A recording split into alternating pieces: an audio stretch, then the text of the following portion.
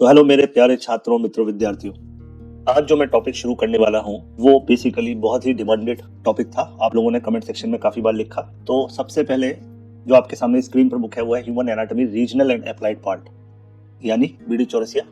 दूसरी बुक का नाम है विश्राम सिंह और तीसरी बुक का नाम है आपका ग्रेज एनाटॉमी। तो मैंने इस वीडियो सीरीज को बनाने के लिए इन तीनों बुक से हेल्प लिया है। आपके पास इनमें से कोई सी भी एक बुक है तो बस टॉपिक को देखने के बाद वहां से पढ़ लीजिए और आपका कॉन्सेप्ट बिल्कुल क्लियर हो जाएगा। इसके बाद मैं बात करता हूँ कि बेसिकली इस वीडियो सीरीज में हम क्या पढ़ने वाले हैं। तो अभी तक हम जनरल एनाटॉमी डिस्कस कर रहे थे और जनरल एनाटॉमी की पूरी सीरीज हमारे ऐप पर अवेलेबल है। केवल 2 चैप्टर्स की आपको वीडियोस यूट्यूब पर मिलेंगी, लेकिन कंप्लीट चैप्टर्स आपको मिलेंगे हमारे ऐप पर। तो ऐप डाउनलोड कर सकते हैं आप प्ले स्टोर से, और कोई भी डाउट है तो स्क्रीन पर दिया हुआ नंबर है, आप मुझे डायरेक्ट पहले व्हाट्सएप कर सकते हैं, उसके बाद कॉल कर सकते हैं। तो चलिए बिना टाइम खराब किए हुए स्टार्ट करते हैं। इंट्रोडक्शन ऑफ थोरेक्स और थोरेसिक केज। बेसिकली यहाँ पर थोरेक्स वाले पोर्शन को हमने लिया है और थोरेक्स वाले टॉपिक में आपको क्या क्या पढ़ना है। तो देखिए, थोरेक्स में सबसे पहले आपको स्क्रीन पर समझ में आ रहा होगा थोरेक्स हम किस रीजन को बोल रहे हैं। तो ये जो डेड बॉडी का एक फोटो लिया गया है, इसमें आपको थोरेक्स दिखाई दे रहा होगा। तो जो लाइंस है वो पूरा आपका थोरेसिक केज दिखा रहा है, और यानी वो सारे आपकी बोन्स जिससे ये पूरा एरिया बना हुआ है। तो इस वीडियो सीरीज में हम देखने वाले हैं इंट्रोडक्शन ऑफ थोरेक्स, थोरेक्स के सरफेस लैंडमार्क, जिसमें आपके बोनी लैंडमार्क आते हैं, सॉफ्ट टिश्यू लैंडमार्क आते हैं और लाइंस ऑफ ओरिएंटेशन आते हैं। इनके सामने मैंने नंबर्स इसलिए लिखे हैं क्योंकि ज्यादातर बुक्स में 1-2 बोनी लैंडमार्क कम होते हैं। मैंने मैक्सिमम कवर कर लिए हैं। 10 बोनी लैंडमार्क याद रखने के लिए याद रखिए।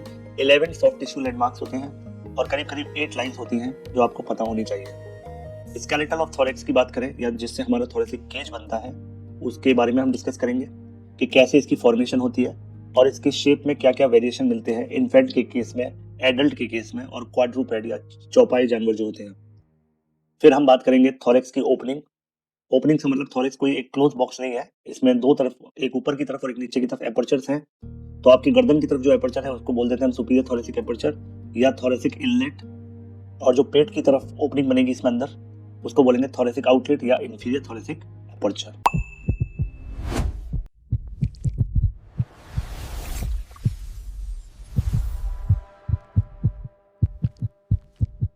तो जो फर्स्ट टॉपिक हम शुरू करने वाले हैं उसका नाम है इंट्रोडक्शन ऑफ थोरेक्स।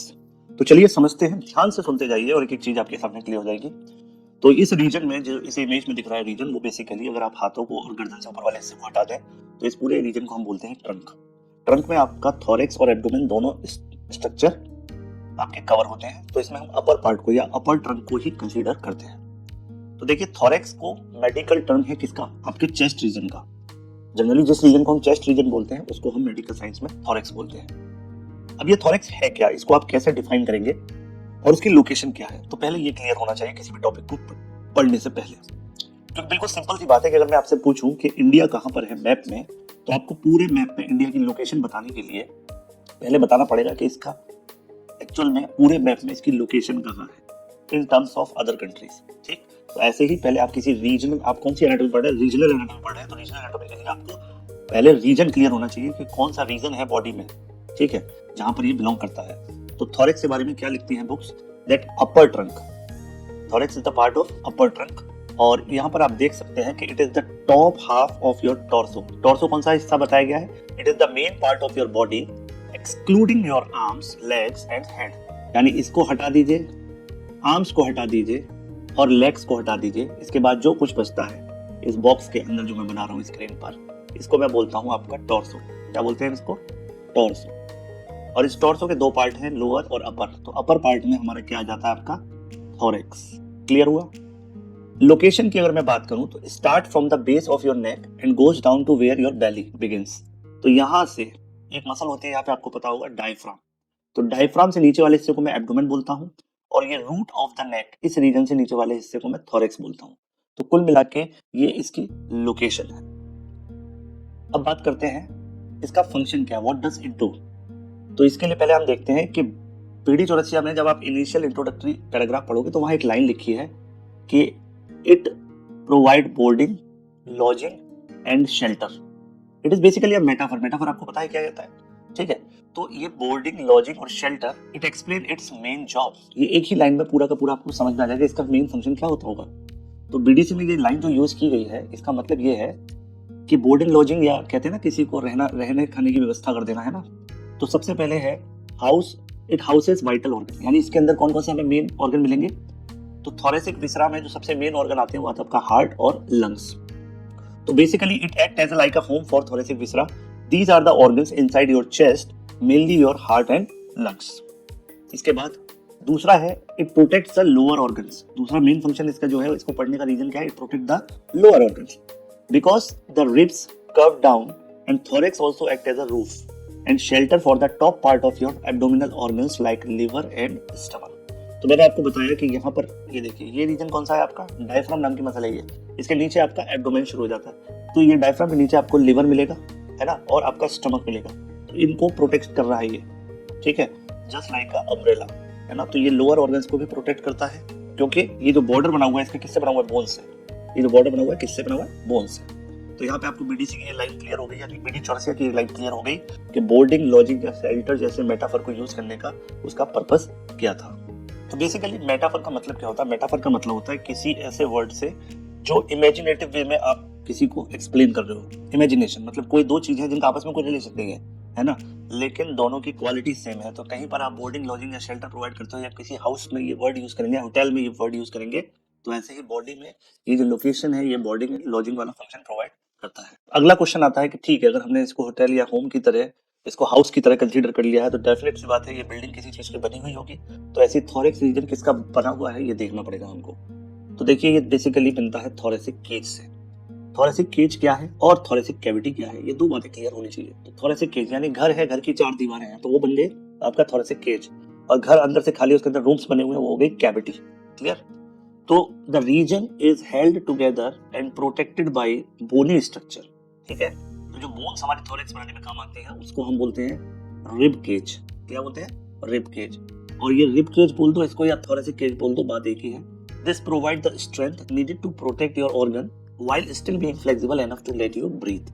तो ये इसकी स्पेशल प्रॉपर्टी है थोरेसिक केज की कि ये बोन्स का बना हुआ है, तो आपको स्ट्रेंथ देगा, प्रोटेक्शन प्रोवाइड करेगा, लेकिन साथ साथ थोड़ा बहुत फ्लेक्सिबिलिटी भी इसके अंदर है, जिसकी वजह से आप ब्रीदिंग प्रॉपर्ली कर पाते हो। फिर अगला वर्ड है थोरेसिक कैविटी। तो बेसिकली ये जो थोरेसिक केज सराउंड करता है जितनी एरिया को, वो एक स्पेस है, internal hollow space inside your chest that contains your vital organs like heart and lungs. तो ये बात क्लियर हुई। तो थोरेसिक केज जिस एरिया को या जिस अंदर के सरफेस को कवर करके रखता है, उस पूरे एरिया को, उस होलो स्पेस को हम बोलते हैं थोरेसिक कैविटी।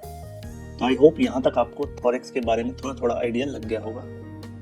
चलिए अब बात करते हैं कैविटी ऑफ ट्रंक, यानी थोरेसिक कैविटी को समझने के लिए हमें ये भी पता होना चाहिए कि बॉडी में और कौन कौन सी कैविटी है। तो देखिए, बॉडी की अगर मैं कैविटीज को डिवाइड करूँ तो इस डायग्राम से आपको बहुत कुछ क्लियर हो जाएगा, ठीक है। यहाँ पे ट्रंक रीजन की कैविटी, ठीक है, ये कैसी कैविटी है? अगर इसका रिलेशनशिप मैं आपके वर्टिब्रल कॉलम से देखूं तो ये एक वेंट्रल कैविटी है, यानी बॉडी के रिलेशन में आगे की तरफ है। ये कैविटी दो पार्ट में बांटा गया है, एक है आपकी थोरेसिक कैविटी और दूसरी है आपकी एब्डोमिनल पेल्विक कैविटी। फिर इस एब्डोमिनल पेल्विक कैविटी को दो में बांटा गया है, एब्डोमिनल कैविटी और पेल्विक कैविटी, ठीक है। तो आपके थोरेसिक कैविटी और एब्डोमिनल पेल्विक को जो अलग करता है उस मसल का नाम है आपका डायफ्राम। क्लियर? क्या नाम है? डायफ्राम। डायफ्राम से ऊपर वाला हिस्सा थोरेसिक कैविटी, डायफ्राम से नीचे वाला एब्डोमिनो पेल्विक कैविटी या सिंपली एब्डोमिनल कैविटी। अच्छा, एब्डोमिनल कैविटी के जो लोअर पोर्शन है उसको हम पेल्विक कैविटी कहते हैं, जहां पर हमारे बेसिकली जेनाइटल ऑर्गन्स और आपका यूरिनरी ब्लैडर ये सब होते हैं। तो अब जब आप वर्टिब्रल कॉलम के पीछे की तरफ जाओगे तो आपको मिलेगी एक डोर्सल कैविटी। डोर्सल कैविटी में बेसिकली आपके क्या आ जाता है?